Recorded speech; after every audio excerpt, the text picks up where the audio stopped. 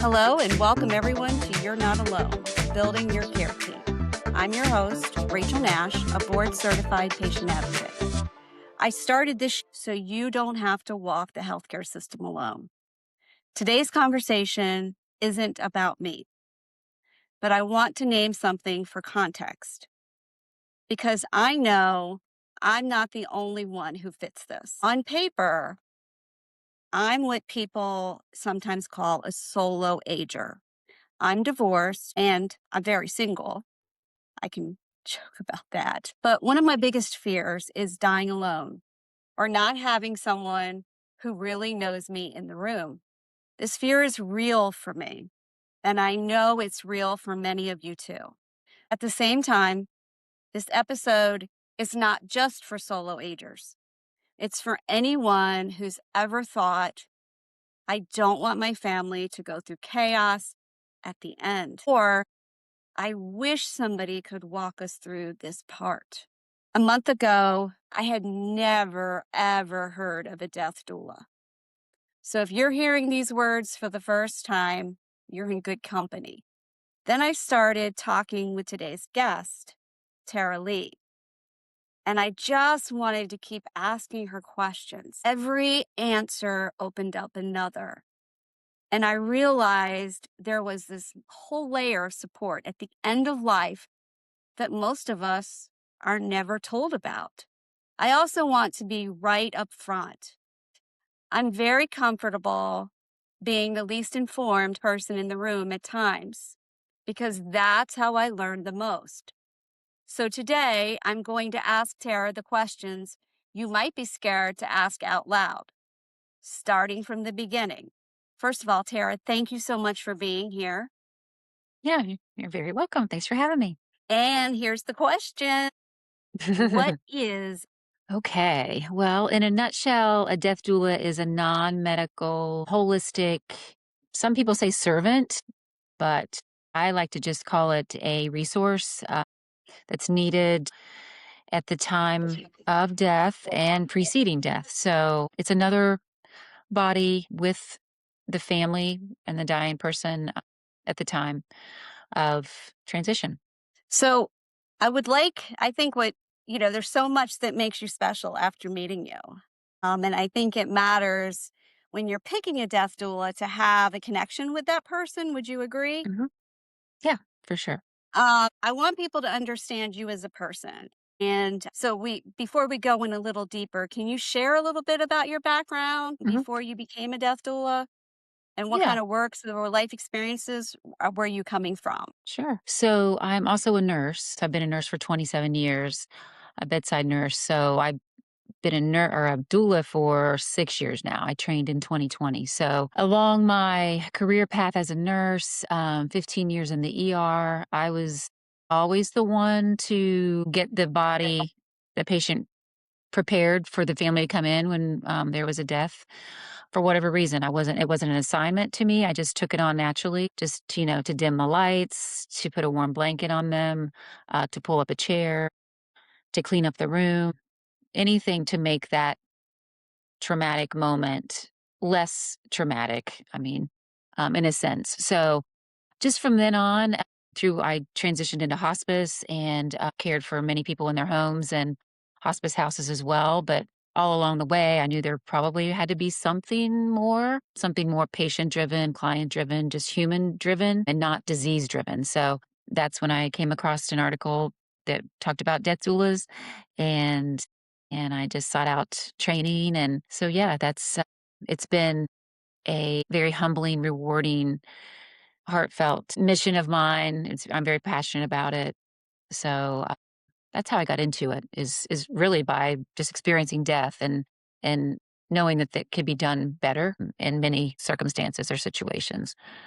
Yeah, yeah. I like how you said human driven. That is Mhm. really important. But looking back, I'm curious, do you see little threads in your life that were pointing you towards this kind of work even before Mm. you had the language of a death doula? Probably so. I mean, I grew up with my grandparents, so I lived with them for a while. When I was young with my mom, and I guess I've always been very close to the elderly population, and my grandma died traumatically, unexpectedly. I was not there with her. Same with my mother. I mean, I was there with her, but it was traumatic and unexpected. But just those two instances alone have kind of prompted me or encouraged me to take that experience and be available for people in any situation, that to just try to just let them know that whatever they're experiencing is real, it's valid. You can talk to me. I'm a great listener. Yeah, so I think just along the way with life experiences, I just being an empath and being just caring about the person, and what their goals of care are, and where quality start and stops for them is a goal of mine. It's we're so driven in this Western culture of having to do X, Y, and Z, and it doesn't really need to be that way, especially at the Mhm. end of life. So yeah, just the autonomy of giving that back to the client or the patient in that season of their life, the last, the last chapter, however you want to, phrase it, before their next journey, wherever they are going in their belief system or spirituality. So yeah, it's just it's a wonderful way of being present and just being, and versus the doing of all the tasking. Why are we so afraid of it? What do you think that is? I mean, I think it's I think it's somewhat subjective based on your experiences, but I mean, it is a cultural. I've found just living, my career in healthcare, it is very taboo. It's very scary because we don't talk about it. I think the unknowns make it scary because we don't talk about the knowns, how the body knows how to transition. I mean, it just knows. It knows how to be brought into this world. It knows how to leave this world, but we interrupt that a lot of the time.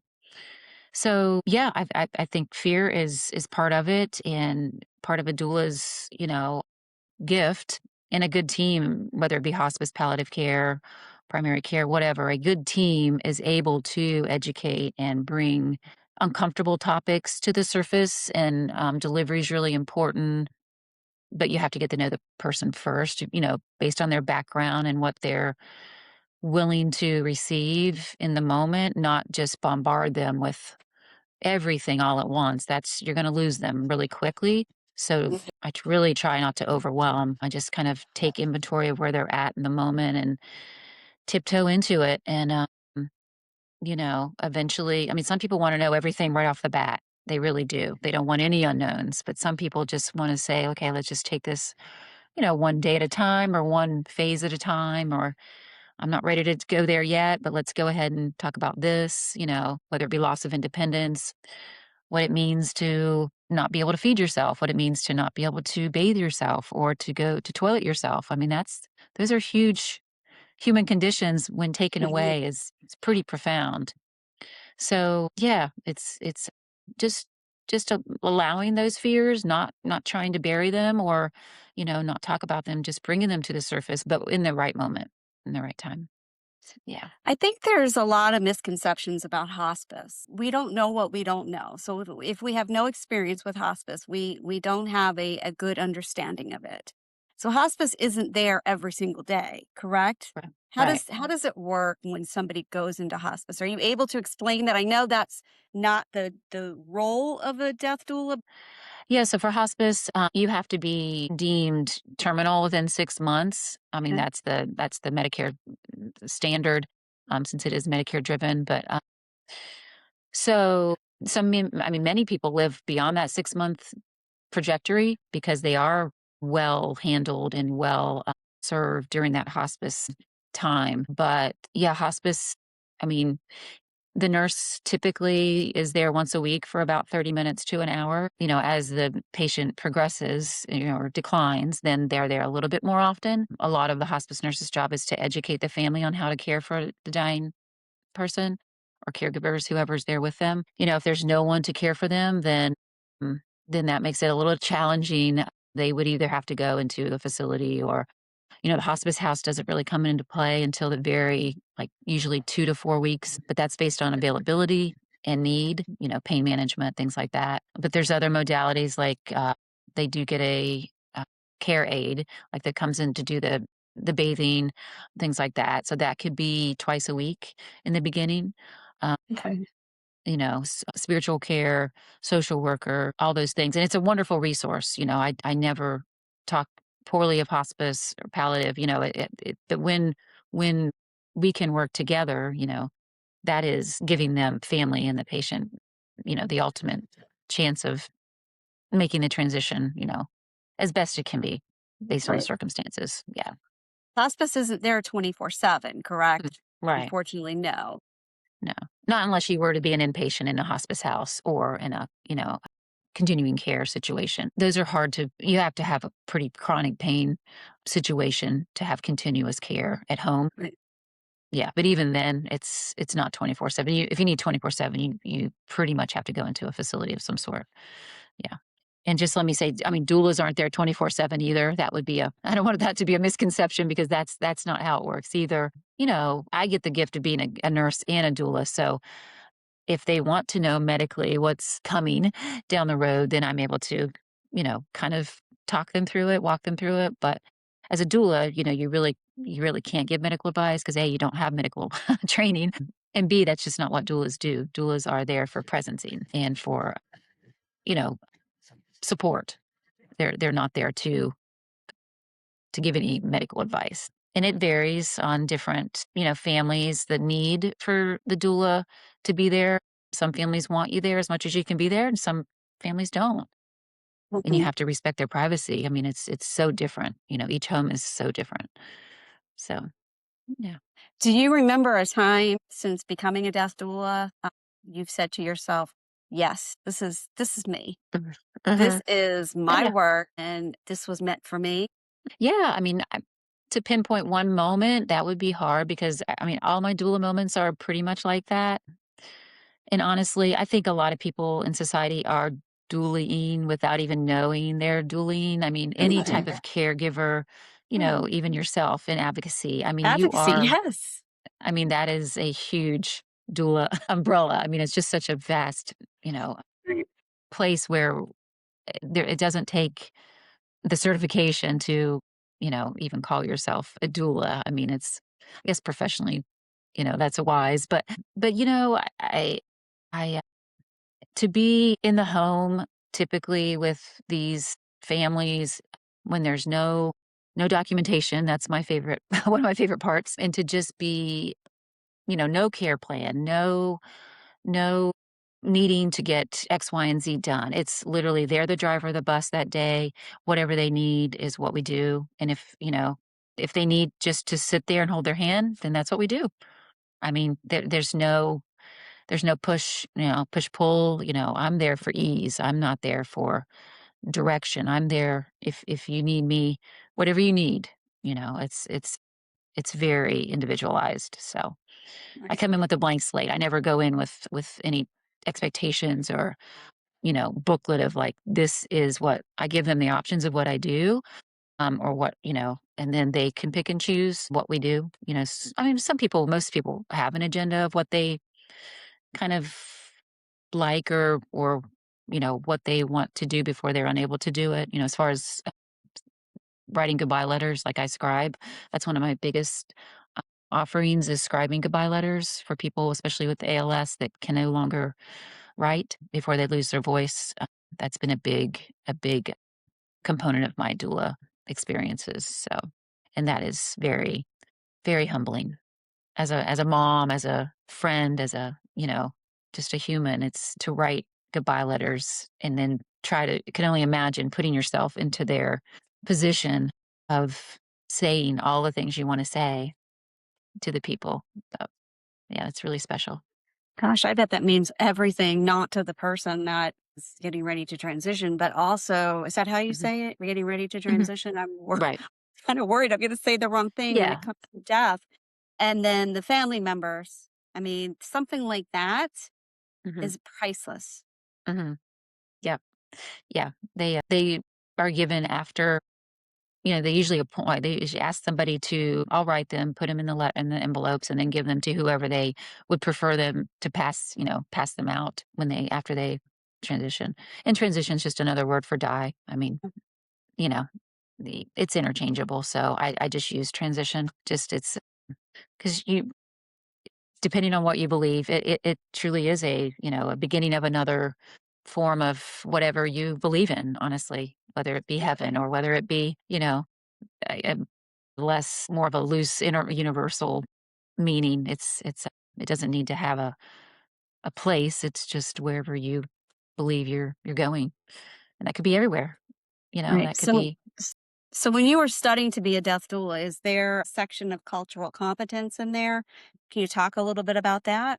Yeah, I mean, primarily my clients have been Christian based, so I haven't really gotten to dive into like a Buddhist tradition but but you do learn loosely about all those things in Mm. training. And then, they emphasize it's kind of up to you to once you do get a if you do get a client you're unfamiliar with their practice, then that's up to you to kind of research that. And but they're able to tell you based on what their traditions are, rituals are, what they expect or what they want. So, but yeah, if you have a bias, that's not really an effective way of practicing, in my opinion. But so I just, like I said, I go in with a clean slate. It really doesn't. It doesn't. I hate to say it doesn't matter to me if you're atheist, agnostic, Christian. I care for you the same. It, it's there's no judgment. Right. Right. That's not When can't be. health is health, right? And Hmm. I always try to stay away from a couple things. And we all are really the same when it comes to our health. There's no, Hmm. it doesn't matter what Right. religion, it doesn't matter what political affiliation we belong to. Our Right. health is, we all share that, right? Yeah. And we're, Yeah. we're all going to die someday. Absolutely. And, I still can't believe I'm talking about this, Tara. I cannot believe that I'm talking about death because it is a fear, but it helps to talk about it, process it just by having the conversation, which is really important. But I will Mhm. say most of us do turn away from death, but what helps you turn towards it? Because it Mm, seems like you're going to, in your career, it's going to be over and over again. Do you ever think that you're gonna be numb to it or no, there's something mm, more that you see in it that I can mhm. even understand? Right. I mean, going through the motions in the ER, that was probably more potential for numbing just because of the trauma. I mean, not every day necessarily, but often a lot of trauma.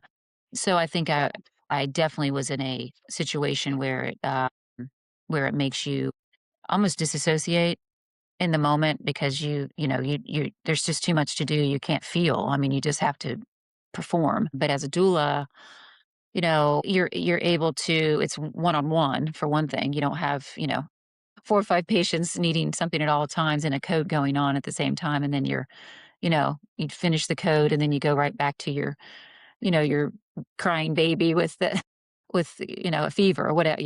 There's none of that emotional, mental, just chaos happening when you're with the doula client. It's that one-on-one, like I said. I've never disassociated with a client in a doula setting. It's very intimate. It's very trusting. Like they tell me things that they don't want to tell their family because it's probably going to be too hurtful for their family, whether it be a dynamic thing that they don't agree on, or some have said, I'm only doing this treatment because they want me to. I'm ready to go, so it's like, oh my gosh, let's just talk about that. Tell me how that makes you feel. That's pretty trustworthy. And I take that. It's heavy, but at the end of the day, I think I'm able to just help them give it a voice. If it's so locked down in there, that does complicate many things. The more you can voice before you get to the final Mhm. phases, the easier it can be. Mm, It's not that black and white, but they say, there's different activities that we can bring to the surface that does help release or make that tension, stress, energy, whatever you want to call it, less. So you're not trying to fight it as much. So it's a little bit more of a smooth, yeah, process. Not always, but many times it has potential to let that go and then let that naturally occur, at the end of closer to transition. So, So, my next question is I need to plan this. Like, what does that right. even look like? And have you seen that where someone's planning it ahead of time? Which I think we should. Yeah. Yeah, I mean, but there's so many things that you can't plan. I mean, heart attacks, strokes, big blood clots that are fatal. I mean, there's so many things out there that are irreversible. You can't Mhm. plan ahead of, time for but things like cancer, ALS, COPD. I mean, all the other long-term chronic illnesses, or many of them anyway, you know, like ALS. I've had 3 ladies with ALS. So and it's been across the board, some planned it from day 1 of diagnoses, some did not do any planning, and that's okay. That's just where they were. So for them, like, they chose, let me just see, yeah, all of them ended up on hospice eventually. So they knew that they wanted comfort at a certain time versus intervention.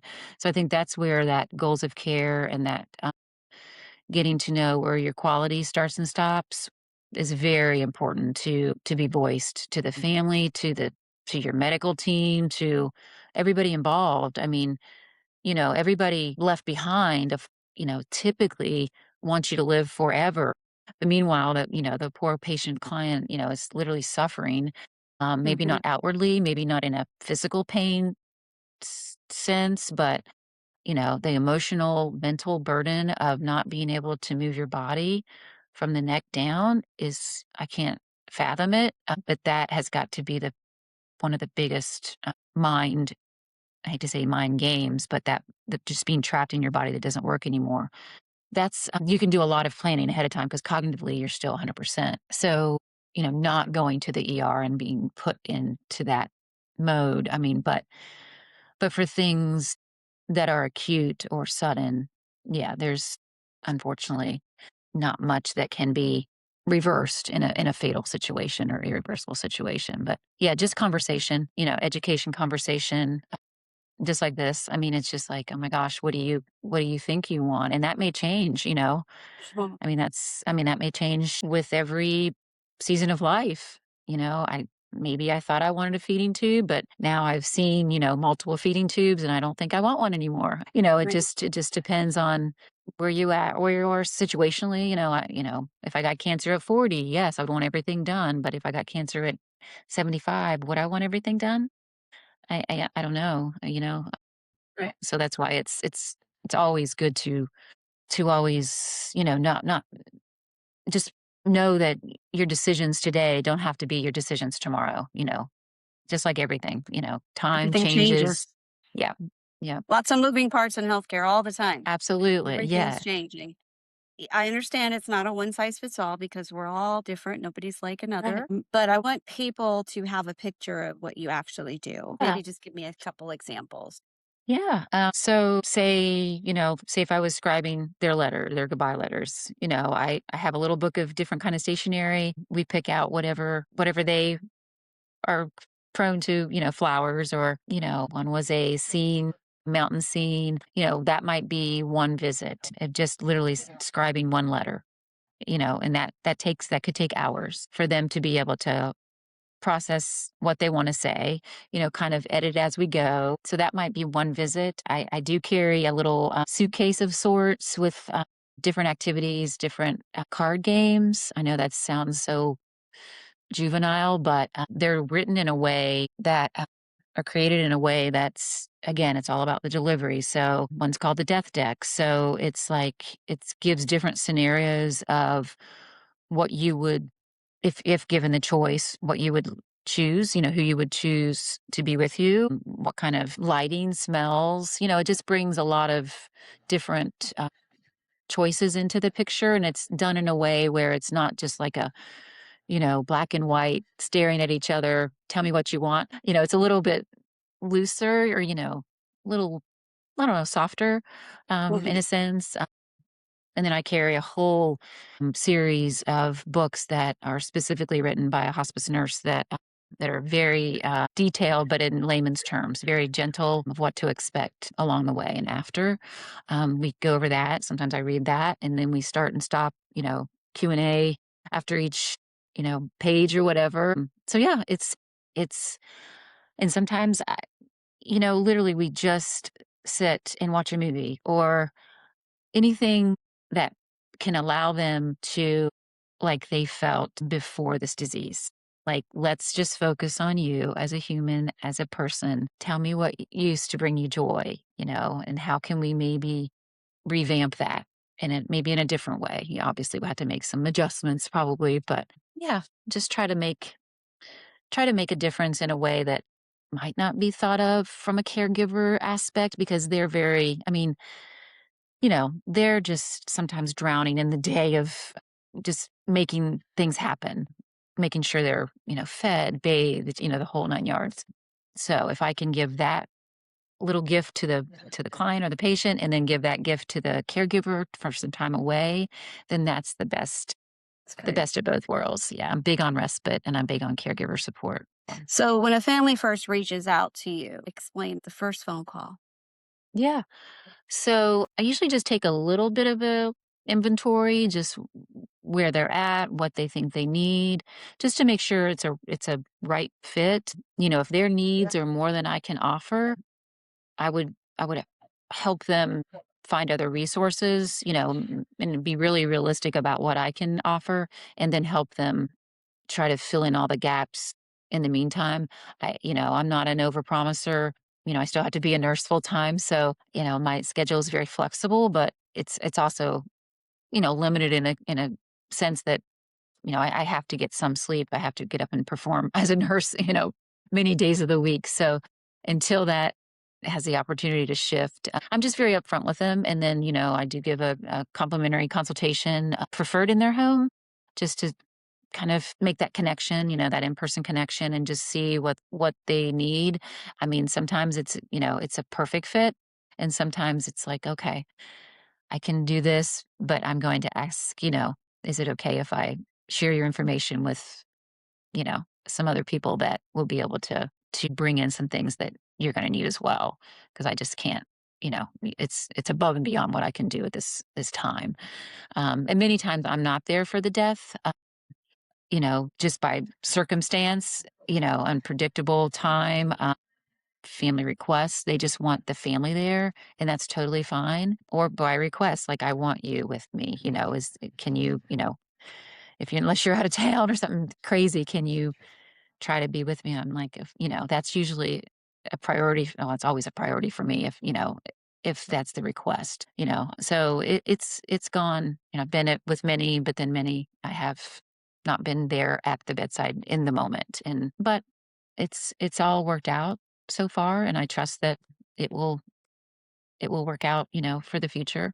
I can't let that be a fear of mine, because that can be paralyzing. Like, I can't like, that would to be stretched that thin. Thankfully, I've just overlapped clients on occasion. I don't typically try to take more than 1 or 2 at a time, plus, my job, so that would be it's just not a win for anybody, I mean, honestly.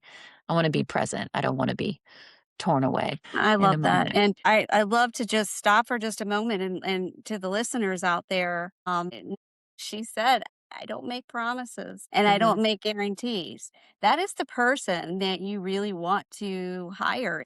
I would be very wary of anybody that promises and guarantees anything, Mhm. especially in our healthcare system. The best we can Mhm. do is be there as a team. So your death doula role is non-medical. Can you explain that? Because this might be a little gray to people when it comes to non-medical versus medical. Explain that. Yeah. Yeah. I mean, the best way I kind of explain it to people is, hospice, is the medical side of end of life care. So they take care of the medicines, the equipment, all of the, support that you would normally get from, primary care, but they come to you. So that is great. That is a wonderful resource. Everything is covered. But the time and the presencing, it just cannot be pre- be there for people because I mean they've got sometimes 6 8 patients a day. There's no way they can spend any length of time with one patient. Plus the documentation is extremely heavy. Trust me on that one. I mean, it's a 4-page assessment at every visit for nurses. you have to prove that they meet criteria to be on hospice, and that's important. But as a doula, there's no documentation, there's no governing body, so that does make it a little bit tricky. So you do have to be kind of selective or careful when people call themselves doulas that may not have a lot of either experience in going into it or training. So, but there's multiple doula directories online. So that's one place to start would be just be a general doula directory, death doula in whatever state you're in or, town you're in. But yeah, so, doulas can't give medicine. Doulas can't, I mean, you have to agree to all that, in training. Like you cannot overstep, got to stay in your lane. You just can't do that. You have to just know that you are there to be present and to help, in different things, ritual, vigil, legacy work, all the things that hospice can't really focus on. So that's the biggest difference is just the medical versus holistic, all the tasking and all the being. But when they're together, when you can have both things, that's the best of, That is. of both worlds for That sure. is. So, what I'm hearing is you're really a non medical support person, someone focused on presence, Mhm. meaning, and practical help around the edges of the medical care. Yeah, exactly. Again, getting back to there's many of us that are afraid of death. I'm going to keep saying I'm working on it. I'm getting there. Having this conversation is easing my fear a little bit. It's reducing my fear, but I do want to keep talking about that. So, why are we so afraid of it? Why? You What do you know, see I underneath this fear? yeah, oh gosh, if I knew that, I would probably be able to do something even more, with my doulaing, write a book or something. But, So, I have experienced different kinds of grief and after traumatic loss, I made a grief inventory sheet because I don't I think it's important to meet people where they are. That's a priority of mine regardless. But not knowing where people come into the grief realm based on their experiences in the past. I mean, have they had traumatic loss? Have they been to a funeral? Have they, how do they feel about different ways of do they believe in burials? Do they believe in cremation? Do they uh, like all the things that don't get discussed because it's hard to think about your loved ones not being around. Like if it's like out of sight, out of mind, but it's like, oh gosh. I mean, I'm guilty of it too. I mean, I'm not as forthcoming with my own children as I should be. Like, look, I'm not going to be here for, I just, and they know that. I mean, they're adults now. So they're not naive enough to think, but they just, they've lost two grandparents in the last couple of years. So that's been really tough for them. And I mean, their dad and I are healthy, but life happens. I mean, and I think just being gentle in that approach of tell me why you're scared. Like tell me where that fear stems from. That may stem from, my God, being abandoned at birth. I mean, or being abandoned by a parent or another loved one or not getting to say goodbye to somebody or losing your dog. I mean, it could come from anything. Mortality is so complex. I mean, but I think the more we live and the more we experience loss, I mean, I mean, to be friends with impermanence, I think that's my work in progress. Like I have to know that everything is temporary, everything. And just getting even deeper, we are going to lose everything we love. Whether we go first, they go first, you know, we're going to right. lose it. And that should catapult us into living life like every day is the last day. I mean, that's so cliche. I mean, do we really do that? I mean, you know, I don't Yeah. think so. If we died today, would we have said everything we could say to those we love? Would we be at peace with that? No. I mean, I would be a no. So that's a little bit of a goal of mine is to get better at that and to, yeah, just listen why people it's a collection of many things. I don't think it's streamlined into like one. This is why people are scared. I mean, there's so much. It's just like saying, why are people happy? There's so many ways to be happy. Like, what brings you joy? It's kind of the same, opposite teeter totter. What brings you joy? What brings you sorrow? I used to be fearful of death. I don't want to die anytime soon, but I am more fearful of those left behind. Like, I don't want to leave the kids without their mom because I knew losing my mom was the worst thing that I've ever experienced. I don't want that for them for a long, long time. But at the same time, I want them to know that I don't want them to grieve me like I've been grieving my mom. I don't. Like, it's okay. It's okay. You're going to be okay. Take everything I've ever given you and just grow and, carry me through and I'm getting there. I'm no grief expert. I don't know anybody else's grief, but I can sit with grief with people and see them and hear them, even if it's nonverbal. I mean, it's something that I don't know if I guess it's a gift. It's not everybody, I mean, being uncomfortable or being comfortable in the uncomfortable is kind of where I sit with all that. I like being still. I like letting them just know that I'm not here to put anything in motion. I am literally here to just let you be whatever you need to be. Yeah, that's it. You described yourself early on as an empath. Would you say that most death doulas are empaths? Degree. I mean, in training, they do emphasize, really being good about boundaries.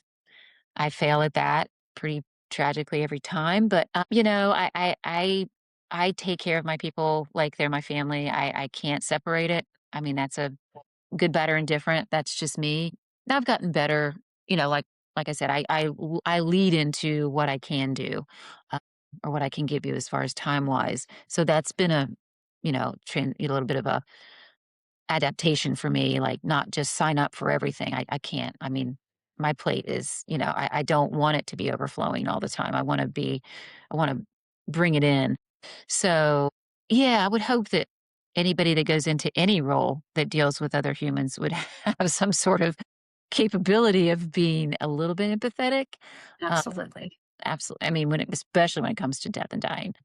But there is I think a fine line that you have to just make sure that it's transparent. I mean, it's all about communication too. I mean, I just, families that need a lot, that's when you have to bring in extra resources. Like you just feel, I can just sense, when they call me and say I need a visit like today, that's going to be a no for me. I mean, sometimes in the moment is the urgency, like they needed probably someone last month, and that's let's just talk about it for just a minute. I have urgency when feel certain things, but I might not be the person that, if you're this dead set about having me there today, I don't know if that's going to be exactly, I mean, in the very beginning, I mean, once you're established, of course, if something takes a turn, of course.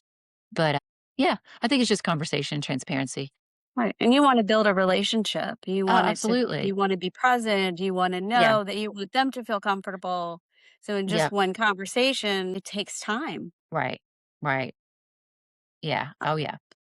So so you've seen people die with, I'm sure, a lot of support or very little. So what would you say to someone who thinks like this? That kind of support would never be there for someone like me. Mm. Well, I would try to. Do you mean like they feel like they don't deserve it? It could be that they don't deserve it. I would probably, well, getting to know them would be the priority, and what brings on that feeling.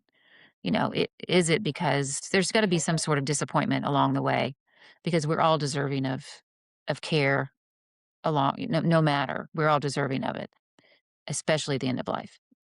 So I think I would just ask them to be honest with me and tell me what brings them to think that. Not trying to change their mind. I mean, that everything is valid. There's no fixing. That's a big thing in training. You're not there to fix. You're there to listen. You're there to guide when needed, or you're there just for emotional support. Like, I would never say to somebody, "Silly you, you know you're going to be supported."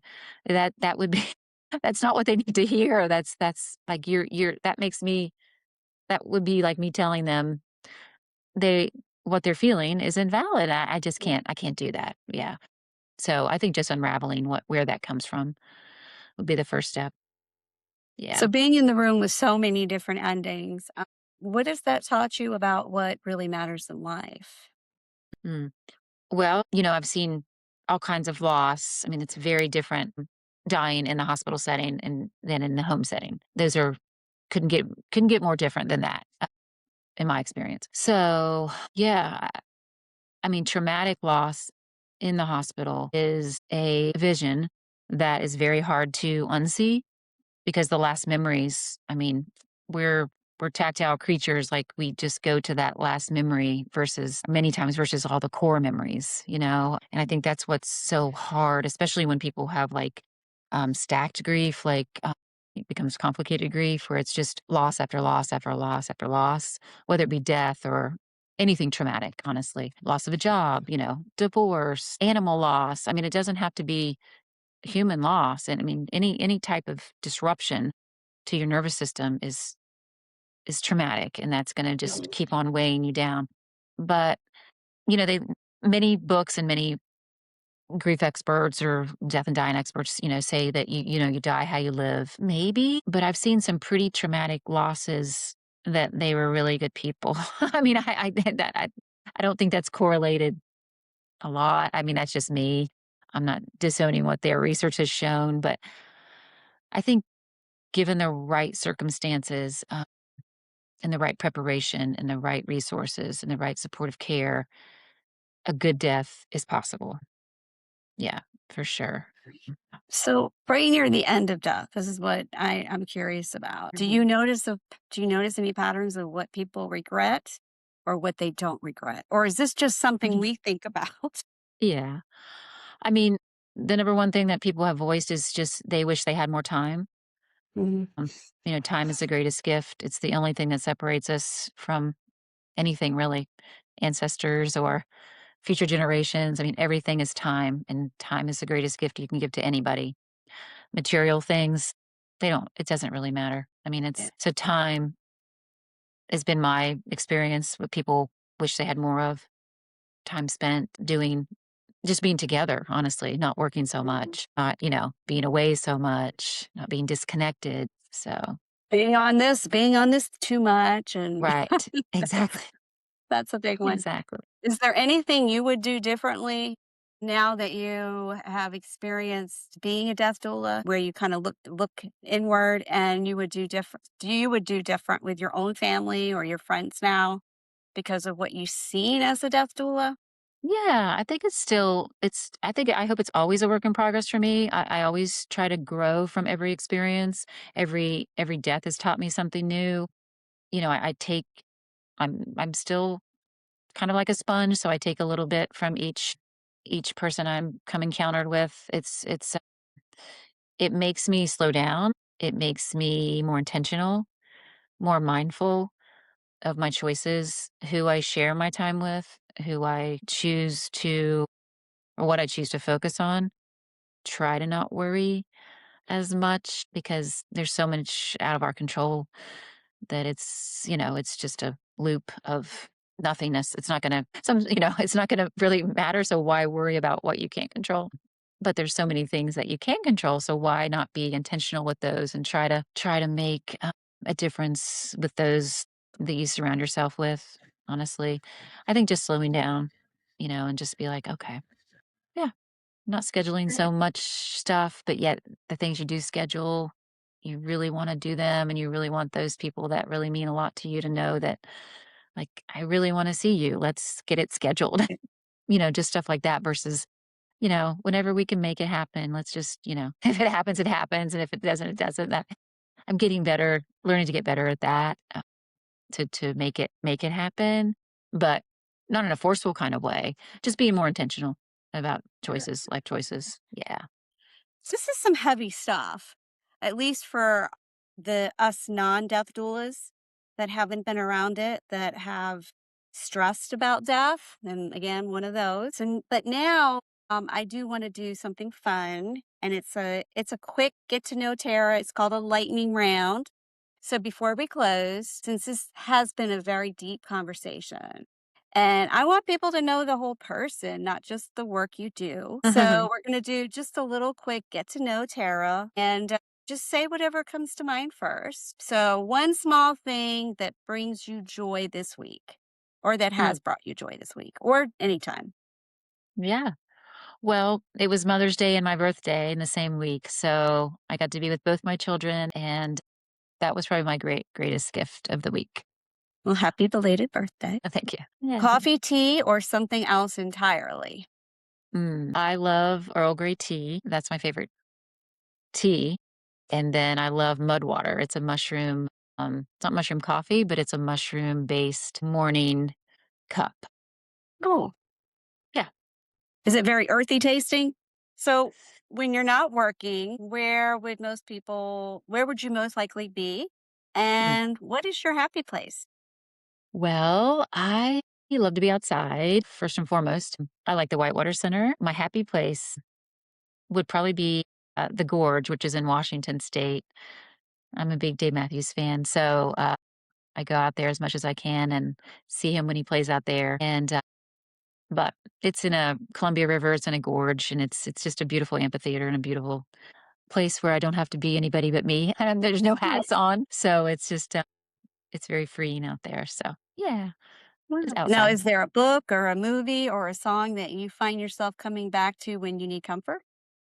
I just reread probably for the 4th or 5th time, Tuesdays with Morrie. I love that book. It's Mitch Albom's book, and, Morrie had ALS, and it's just so crazy, like, I started reading that book years ago, and then now here I am with multiple people with, multiple clients with ALS or in the past, so it's just a pretty ironic that I'm Yeah. so attached to that book, and then for whatever reason, these people have come into my life, and I was able to help them through the end of theirs. So, Tuesdays with Morrie for sure. It's my favorite book ever. Do you get something different since when you first started reading it, Mhm. you had not worked Mm-mm. with these 3 individuals as a death doula, but Right. now when you read it, do you read it Mhm. differently? Yeah, for sure. Okay. Yeah. Very much more intentional, I mean, he's a very descriptive author, so I can see everything he writes about, but now it's like almost 3D. It's that I wouldn't have probably noticed before, even as a nurse. I mean, he was a doula and he didn't even know it. I mean, he was a friend.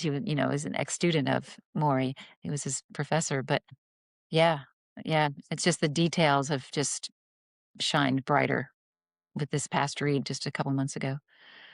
Yeah. What do you think one word that people would say that they love about you, how would they describe you? In one Mm. word, if you can. I would say loyal. Yeah, I think I'm pretty dependable. Um, yeah, I'm a Taurus, so I don't know if that's part of my sign, but I would say it would be dependable. Yeah. Yeah. And just Loyal. knowing you for a short time, I would say peace impressions. Yeah. What's something about you that people might be surprised that only know you as a death doula? But is there something that would surprise them? I probably that was surprised most would be I used to live in a tiny house on wheels for 3 Okay. years, so it was 176 square feet, Okay. and, yeah, that was a, 3-year journey of getting rid of everything. I mean, that really tells you what you need and what you don't need in that amount of space. So, What? yeah, it's great. Is that hard to do? Live in a tiny house? Mm-mm, Oh, oh, wow. no. I mean, not for me. Okay. I All wish I had right. it now. Now I have a big house, not a big house, but a house again, so I'm like, "Oh my gosh, I just wanna be back in the tiny." Yeah. But anywho. Well, I want to thank you for playing along with that. Yeah. I think it really matters because we see the humans doing this work too. Mhm. Matters that we see the humans doing this work Yeah. too. So, Tara, thank you for sitting down with us. Of Even course. just hearing you describe your work changes how I think about my own fears and what's possible at the end of life. Mm. If you're listening and this stirred things up, fear, sadness, maybe a little bit of relief. I know for me it does. That's normal. You don't have to solve everything today. Maybe this is your first step in just writing down one question you have or sharing this episode with someone you trust and love. Uh, Thank you for being here and thank you, Tara. Just remember, you did not break the system and you are not the problem. And you are not supposed to walk this alone. This is You Are Not Alone, Building Your Care Team. Thank you and have a wonderful week. Thanks for having me. Thank you. All right. Take care.